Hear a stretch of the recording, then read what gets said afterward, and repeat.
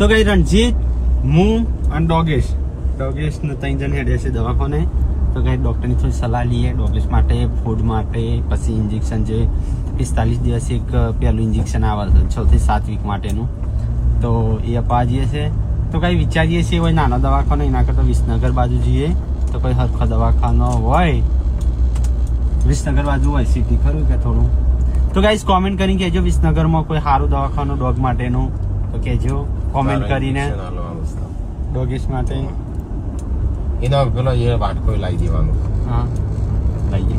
આપણા ડોગને છે first dose આપી દીધો છે, જે પીપીઆઈ કે એવું કંઈક હતું એને સલાહ આલી છે. ફાઇલ બનાવવાની છે, નામકરણ કર્યા પછી ફાઇલ બનાવશે, પછી તો આપણે ઇન્ફોર્મ કરશે કે વેક્સિન કયા ટાઈમે કઈ લેવાની.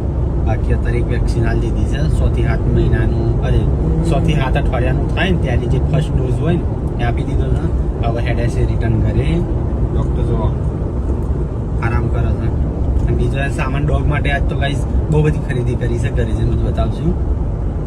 તો હા ને ડૉક્ટરે બધી જે સલાહ આલવાની હતી ને બધી આલી દીધી. નવડાવવાનું કયા ટાઈમે, અત્યારે તો 3 મહિના સુધી મોડું આવવાનું ના પાડી, 3 મહિના સુધી નવડાવવાનું જ ના પાડી શકે ડૉક્ટરે.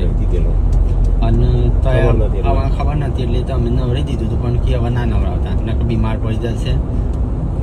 ખાવાનું બધું હોય ને જે પેલું શું કહેવાય મોટા ભાગે છે ને જે ઇન્ફોર્મેશન લેવાની હતી ડૉક્ટરે બધી લઈ લીધી નવરાવાની. તો એક નંબર આલ્યો છે, કંઈ પણ હશે ને તો ડૉક્ટરને ફોન કરી દેશું, કહી દેશું નહીં.